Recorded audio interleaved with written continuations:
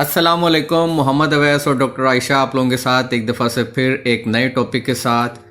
आज हम बात करेंगे कि आप एक विजुअली इम्पेयर्ड पर्सन को, यानी ऐसा शख्स जो देख नहीं सकता या उसकी आई साइट कम है, कुछ हद तक देख सकता है, उस शख्स को आप किस तरह गाइड कर सकते हैं। हम अपने इर्द गिर्द देखते हैं कि वाइट केन थामे हमें कुछ अफराद नज़र आते हैं रोड्स पे, इंस्टीट्यूट्स में, हमारे इर्द गिर्द। तो उन्हें हम किस तरह बेहतर तौर पे गाइड कर सकते हैं, हमें किस तरह उन्हें हेल्प ऑफर करनी चाहिए, क्योंकि हमने अपने पर्सनल एक्सपीरियंस से ये देखा है आज तक अपने सोशल लाइफ में, अपनी एजुकेशनल लाइफ में, अपने प्रोफेशनल लाइफ में, कि इस चीज़ की अवेयरनेस बहुत कम है कि हम एक विजुअली इम्पेयर्ड पर्सन को किस तरह बेहतर गाइड कर सकते हैं ताकि उसे हम हेल्प भी कर सकें और उसकी सेल्फ इस्टीम भी मेंटेन रह सके कि लोग उसे out of the way sympathetically treat करते हैं। तो जी आप इस बारे में स्टार्ट कीजिए डॉक्टर आयशा, आप क्या कहेंगी? अस्सलाम वालेकुम। सबसे पहले तो मैं ये कहना चाहूँगी कि सोसाइटी का एक मिसकंसेप्शन है कि वो शख्स जो देख नहीं सकता वो शायद सुन भी नहीं सकता, वो शायद बोल भी नहीं सकता। देखिए, जो शख्स बोल नहीं सकता अक्सर उसके साथ ये मसला तो होता है कि वो सुन नहीं सकता, लेकिन जो शख्स देख नहीं सकता वो सुन भी सकता है और बोल भी सकता है। अक्सर लोग हमसे हमारे बारे में किसी दूसरे से पूछते हैं, ये कैसे पढ़ते हैं, ये कैसे चलते हैं, ये सरवाइव कैसे करते हैं। आप जब किसी नाबीना शख्स को देखें या ऐसे शख्स को देखें कि जिसके हाथ में वाइट केन हो, आप उससे सलाम करें, उसे डायरेक्ट एड्रेस करें, उससे उसका नाम पूछें और फिर आप हम्बली उसे पूछें कि आपको मेरी किसी हेल्प की ज़रूरत है। अगर उसे होगी तो वो आपको बता देगा और अगर नहीं होगी तो तब भी वो आपको शुक्रिया कहकर आगे चला जाएगा। हाँ, लेकिन अक्सर लोग ये करते हैं कि जब किसी नाबीना शख्स को देखा तो सलाम करते ही उसको पकड़ लिया कि जैसे इसको हमने लेकर जाना है। तो आप उससे पूछें ज़रूर कि उससे आया कि मदद की ज़रूरत है या नहीं है। ये पूछना इसलिए भी ज़रूरी है कि आई साइट का वीक होना डज नॉट मीन कि मुकम्मल तौर पे वो शख्स देख नहीं सकता। इसमें कैटेगरीज होती हैं जिसमें B3, B2 और B1 कैटेगरी होती है। जो B3 कैटेगरी है दे कैन सी अबाउ 50%, उनकी 50% तक आई साइट होती है। जो B2 होते हैं they can see around 20 to 25, और जो B1 कैटेगरी होती है वो सिर्फ लाइट परसेप्शन की हद तक वो देख सकते हैं। तो इसलिए आप जब भी किसी ऐसे शख्स से मिलें, आप उसे किस तरह हेल्प कर सकते हैं और उसे आपकी किस हद तक हेल्प चाहिए। जो B1 होते हैं, आप समझे सिर्फ उन्हें अंधेरे और रोशनी का फ़र्क पता होता है। जो B2 होते हैं वो थोड़ा थोड़ा करीब की चीज़ें देख लेते हैं, यानी जैसे उसे दरवाज़ा, खिड़की या ये नज़र आएगा कि मेरे सामने कोई शख्स खड़ा है, हो सकता है उसके फीचर्स उतने क्लियरली वो ना आइडेंटिफाई कर सके या वो लोगों के चेहरों में फ़र्क ना कर सके, लेकिन उसे ये ज़रूर पता चलता है कि उसके सामने कोई शख्स खड़ा है, मेल है, फीमेल है, हाइट से भी वो आइडिया लगा लेता है। जो B3 होते हैं वो काफ़ी इंडिपेंडेंटली मूव कर सकते हैं। अच्छा, आप जब उसे हेल्प ऑफ़र करें तो आप अगर तो रिफ्यूज़ कर दे तो उसको आराम से अल्लाह हाफिज़ कह दें, लेकिन अगर वो आपसे हेल्प वाकई ही मांगे कि जैसे कि मैंने सड़क पार करनी है, कि जैसे कि मुझे फ़लानी बिल्डिंग में जाना है, आप मुझे गाइड कर दें, तो आप काइंडली उससे कहें कि वो आपका बाजू पकड़ ले। अगर तो वो सेम जेंडर का है तो आप, यानी अगर वो मर्द है तो, और मर्द ही उसे ऑफ़र कर रहा है, तो आप उससे कहें कि आप मेरा बाजू पकड़ लें और साइड गाइड करके आप उसे लेके जाएं। साइड गाइड क्या होता है? उसके अंदर जो शख्स विजुअली इम्पेयर्ड होता है वो आपका कोनी से बाजू पकड़ता है और वो आपसे एक कदम पीछे चलता है। अगर आप फीमेल हैं और आप एक फीमेल को ऑफ़र कर रहे हैं तो तब भी आप उसे इसी तरह से गाइड करके लेके जाएंगे। लेकिन इसमें एक चीज़ का ख्याल रखना है कि आप उसे इस तरह गाइड नहीं करेंगे कि जिस तरह आप उसे ड्रैग कर रहे हैं। अक्सर हम ये देखते हैं कि जब हमें कोई गाइड करता है तो वो हमारे से 2 कदम आगे चलने की कोशिश करता है और हमें ये फीलिंग आ रही है कि जैसे हमें पुल किया जा रहा है, ड्रैग किया जा रहा है। इससे जो विजुअली इम्पेयर्ड शख्स है, एक तो उसकी सेल्फ इस्टीम हर्ट होती है, उसे बुरा लगता है कि लोग देख के क्या सोच रहे होंगे। तो कोशिश करें कि साइड गाइड में आप जिस शख्स को हेल्प कर रहे हैं उससे अगर मैक्सिमम आपने थोड़ा डिफरेंस रखना है भी तो एक कदम आगे चलें, ज़्यादा आगे नहीं। कोई अगर आप शोल्डर टू शोल्डर चलते हैं, जगह खुली है, जो पाथ है वो ब्रॉड है, तो फिर आप शोल्डर टू शोल्डर ही उसे लेके चलें, उससे उसे अच्छा फील होगा कि आप उसके साथ आराम से चलते जा रहे हैं। यानी आप उसका हाथ पकड़ लें। और एक और चीज़, आप जिस शख्स को लेकर जा रहे हैं ये जहन में रखें कि उसको नज़र नहीं आ रहा, आपने उसे कोई स्टेप आएगा ऊपर चढ़ना है 2 स्टेप्स, तो आप उसे बताएं कि ये स्टेप आ गया, अब आपने 2 स्टेप्स चढ़ने हैं। अगर नीचे उतरना है तो आप उसे बताएं कि सामने सीढ़ियाँ आ गई, 8-10 स्टेयर्स हैं। क्योंकि अक्सर ऐसा होता है कि जो शख्स लेकर जा रहा होता है एक विजुअल इम्पेयर्ड को, उसे ये अंदाज़ा नहीं होता कि इन्हें हर स्टेप पे गाइड करना है। तो वो क्या करते हैं कि वो खुद चलते चले जाते हैं, सीढ़ी आ जाती है, उतर जाते हैं, और तो जो ब्लाइंड होता है वो उसके बाद तो पाँव फिसलने लग जाते हैं, या फिर उसको समझ नहीं आती कि वो कैसे अपने आप को मेंटेन करे। तो आप उसे ज़रूर बताएं। अगर आप बड़े अच्छे प्लेन सरफेस पे चल रहे हैं और आगे खुरदुरी ज़मीन है, टफ टाइल लगी हुई है या ग्राउंड आ रहा है, तो आप उससे बताएं ताकि वो कॉन्फिडेंटली आपके साथ चल सके और उसे आइडिया हो कि अब आगे कैसा सरफेस है, तो मैंने किस तरह से कदम रखने हैं। अगर एक रूम में आप बैठे हैं और एक ब्लाइंड शख्स बाहर से अंदर एंटर होता है, तो आपकी ये मॉरल ड्यूटी है कि आप उसे सबसे पहले बताएं कि इस रूम में कौन कौन बैठा है, चेयर, सोफ़ा, जो भी वहाँ पे सिटिंग अरेंजमेंट है, उसे वहाँ तक आप गाइड करें। और अगर आपने चेयर पे गाइड करना है किसी ब्लाइंड शख्स को, तो उसका बेहतरीन तरीका ये होता है कि उसकी टेक पे आप उसका हाथ लगाएं। उससे उसे आइडिया हो जाएगा कि चेयर की डायरेक्शन किस तरह है। अक्सर क्या होता है कि हमें जब कोई गाइड करता है तो हमें वो चेयर के सामने खड़ा कर देते हैं कि लें जी ये चेयर आप बैठ जाएं, ये सोफ़ा आप बैठ जाएं। तो हमें अक्सर नहीं पता चल रहा होता कि उसका डायरेक्शन किस तरफ है जब तक उसकी टेक पे उसकी चेयर की बैक पे हमारा हाथ नहीं लगेगा। तो अगर आप उसकी चेयर की बैक पे एक ब्लाइंड शख्स का हाथ लगा देंगे तो उसे फ़ौरन पता चल जाएगा डायरेक्शन किस तरफ है। उसे ये ज़रूर बताएं कि ये कमरा, इस कमरे की सेटिंग क्या है, इसमें कितने लोग बैठे हैं।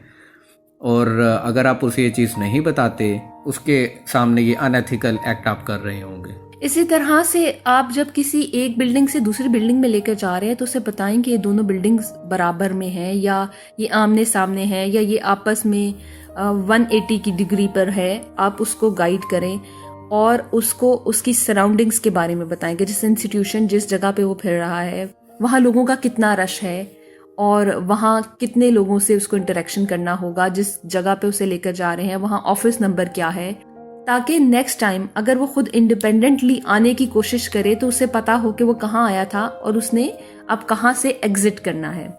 अच्छा, अगर खाने के टेबल पे आप एक विजुअली इम्पेयर्ड के साथ बैठे हैं और आपने उन्हें गाइड करना है, तो उसमें सबसे पहले आप उन्हें उनके सामने पड़ी हुई टेबल पे चीज़ें जो हैं उनके बारे में बताएंगे कि आपके सामने ग्लास है, टेबल है, स्पून है, फोक है। एक दफ़ा आप उनका हाथ लगवा दें, उसके बाद वो अपना खाना एक अच्छे अंदाज में खा सकेंगे, क्योंकि उन्हें पता चल चुका होगा कि उनके सामने जो टेबल है उसकी हाइट कितनी है, वो कितना दूर है, उस पर कौन कौन सी चीज़ कितने फासले पे पड़ी है। दूसरा, आप उन्हें ये क्लियरली बताएं कि मेन्यू में क्या क्या कुछ अवेलेबल है और आप उनसे पूछ के डालें। अक्सर लोग करते ये है कि ढेर सारा खाना डाल के उन्हें दे देते हैं, उनसे ये नहीं पूछते कि उन्होंने क्या क्या खाना है। मैं आपसे एक अपना एक्सपीरियंस शेयर करता हूँ। मैं कॉलेज की कोलीग्स के साथ एक फेयरवेल पार्टी पे गया 2-3 साल पहले। तो हमारे साथ जो रिस्पेक्टेड कोलीग बैठे थे, उन्होंने मेरे साथ एक मेरे कोलीग भी हैं ब्लाइंड, तो जो साइटेड कोलीग थे उन्होंने हमारी प्लेट्स भर के हमें दे दी और वहाँ पे मेन्यू में 8 से 10 आइटम्स थी। अब मैंने उन्हें कहा कि सर अब हम क्या करें, अब इसे खाएं, पूरा खाएंगे तो सिर्फ हम यही खा पाएंगे, नहीं खाएंगे तो ये ज़ाया हो जाएगा। तो देखें, जिस तरह आप वैरायटी को एंजॉय करते हैं, एक विजुअली इम्पेयर्ड को भी उतना ही इसका हक हासिल है। वो भी चाहता है कि अगर कहीं पे एक से ज़्यादा चीज़ें मौजूद हैं तो वो भी उन्हें टेस्ट करे। तो इसलिए उन्हें उतनी क्वांटिटी आप सर्व करें जितनी वो चाहते हैं, और उन्हें पूरा मेन्यू आप एक्सप्लेन करें कि ये चीज़ यहाँ पे मौजूद है, आप ये चीज़ ले सकते हैं। और इस तरह वो भी अच्छे अंदाज में आप लोगों के साथ लंच या डिनर पे जा सकते हैं। बिलीव यू मी कि मैंने 1-2 डिनर्स और लंच मिस किए इसी वजह से कि मैंने कहा यार जहाँ पे हमारे उतना ख्याल रखने वाले लोग मौजूद नहीं है, वहाँ पे हमें नहीं जाना चाहिए। इसी तरह आप किसी फंक्शन में, किसी पार्टी में, किसी वेडिंग पे जा रहे हैं तो अपने साथ जो विजुअल इम्पेयर्ड है उसको उसकी सारी सराउंडिंग्स का बताएं, उसे लोगों की ड्रेसिंग्स का बताएं और उससे इंटरेक्ट करते रहें। नहीं तो अक्सर ऐसा होता है कि शादियों पे या ऐसे इवेंट्स पे विजुअल इम्पेयर्ड अपने आप को बहुत आइसोलेटेड फील करता है। वो अपने आप को इस दुनिया से बाहर का कोई हिस्सा समझता है, क्योंकि बाकी लोग आपस में एक दूसरे की तरफ देख कर बात कर रहे होते हैं, कमेंट कर रहे होते हैं इवेंट पे, लोगों की ड्रेसिंग पे, वेन्यू पे, लेकिन आपको कुछ भी पता नहीं होता और आप एक एलियन की तरह वहाँ बैठे होते हैं। देखें, एक विजुअली इम्पेयर्ड की जो कॉग्निशन है, उसकी सेंस ऑफ अवेयरनेस है सराउंडिंग की, और सेंस ऑफ ब्यूटी जो उसके अंदर मौजूद है, वो बिलीव यू मी कि आपकी आँख की ब्यूटी से बेहतर है। अगर आप उसे फेमिलियराइज करेंगे सराउंडिंग के साथ, उसे सेटिंग बताएंगे, तो वो भी उतना ही आपके साथ एंजॉय कर सकेगा जितना आप उस चीज़ को देख के कर रहे हैं। एक चीज़ जो हमें अपने जहन में रखनी चाहिए वो ये है कि अगर आप किसी विजुअल इम्पेयर्ड का हाथ पकड़ के उसे गाइड कर रहे हैं या उसे साइड गाइड कर रहे हैं, तो ये मत समझे कि वो आप पे बोझ है। अगर आप उसे फिजिकली सपोर्ट कर रहे हैं या आप उसे एनवायरनमेंट में सपोर्ट कर रहे हैं, तो हो सकता है वो शख्स आपको बेहतरीन तरीके से इमोशनली सपोर्ट करे। वो आप उसके साथ बड़ी अच्छी शेयरिंग कर सकते हो, बहुत अच्छा सामे हो, बहुत अच्छा दोस्त हो, बहुत अच्छा एडवाइज़र हो, तो वो आपकी और बहुत से तरीक़ों से हेल्प कर सकता है। अगर आप उसकी विजन में हेल्प कर रहे हैं उसकी सराउंडिंग से रिलेटेड, तो वो हो सकता है आपको इमोशनली और सोशली बहुत प्रोटेक्ट कर सकता हो। तो ऐसे लोगों को अपने दोस्त बनाने की कोशिश करें। आपको ज़िंदगी का एक बहुत नया रुख और बहुत खूबसूरत रुख देखने को मिलेगा। अच्छा, शुरू में आपने बात की थी कि अगर ऑपोजिट जेंडर आपको गाइड कर रहा है। देखिए, हमारा एक ईस्टर्न कल्चर है, अगर एक फीमेल एक मेल पर्सन को देखती है कि उसे हेल्प चाहिए और वो उसका हाथ नहीं पकड़ना चाह रही या कलाई से उसका बाजू होल्ड नहीं करना चाह रही, तो उसका बेहतरीन तरीका ये है कि आप उसे वर्बली सारा गाइड कर दें उस सराउंडिंग के बारे में, और किसी मेल मेंबर को इशारा कर दें कि वो उन्हें हेल्प कर दें। ऐसा ना करें कि उन्हें वर्बली आप रोड क्रॉस करवानी शुरू कर दें। मेरे साथ ये एक्सपीरियंस हुआ था। I was going to GC university Lahore in 2009 और 10। तो वहाँ पे एक फीमेल स्टूडेंट मौजूद थी। She was willing to help me, but she was not willing to hold my hand और होल्ड माई रिस्ट। यानी वो मेरा बाजू पकड़ना नहीं चाह रही थी, लेकिन वो हेल्प करना चाह रही थी। तो उन्होंने मुझे कहा, रुक जाएं, सड़क क्रॉस करनी थी। फिर कहती हैं चलें, फिर कहती रुक जाएं, फिर कहती चलें। तो मेरा ख्याल है कि अगर उस दिन कोई व्हीकल तेज़ आ रही होती तो आज ये वीडियो रिकॉर्ड ना हम कर रहे होते। तो देखें, आपका जज्बा अगर गाइड करने का है और आप हाथ नहीं पकड़ना चाह रहे ऑपोजिट जेंडर की वजह से, तो फिर वर्बली उन्हें गाइड कर दें और किसी डेंजरस ट्रैफिक वाले एरिया में उन्हें ना लेके जाएं। फिर किसी मेल को आप इशारा कर दें कि आप उन्हें गाइड कर दें। अदरवाइज़ अगर आप रिस्ट से होल्ड कर भी लें तो मेरा ख्याल है कि वो भाई है आपका या बहन है, तो इसमें कोई हर्ज नहीं होगा।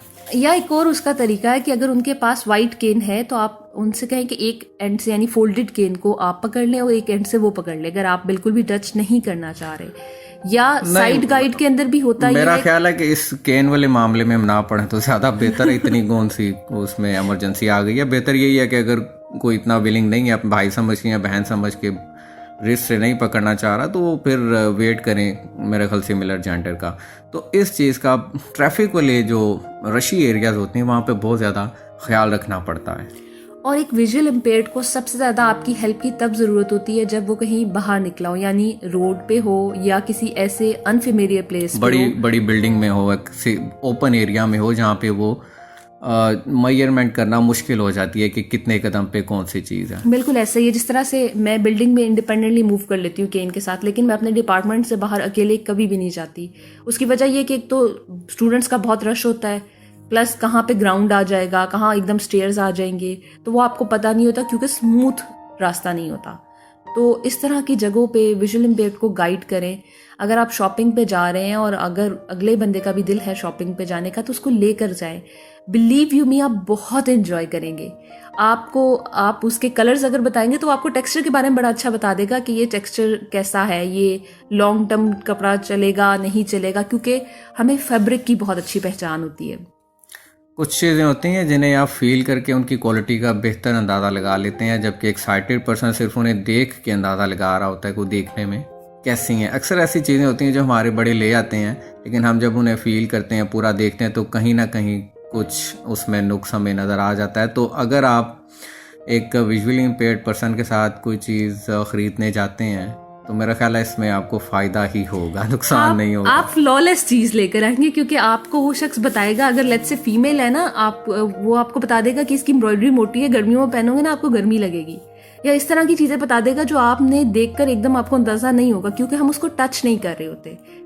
अच्छा, एक और चीज़ जो मैं आपको कहना चाहूँगी, try to make your friends जो विजुअल इम्पेयर्ड हैं, जिनके साथ कोई और इम्पेयरमेंट है, पर्सन्स विद डिसेबिलिटी को अपना दोस्त बनाएं, आप ज़िंदगी को ज़्यादा अच्छे तरीके से गुजार सकेंगे, आप ज़िंदगी के मामले में ज़्यादा सेंसिटिव हो सकेंगे, आप ज़िंदगी को ज़्यादा इंजॉय कर सकेंगे।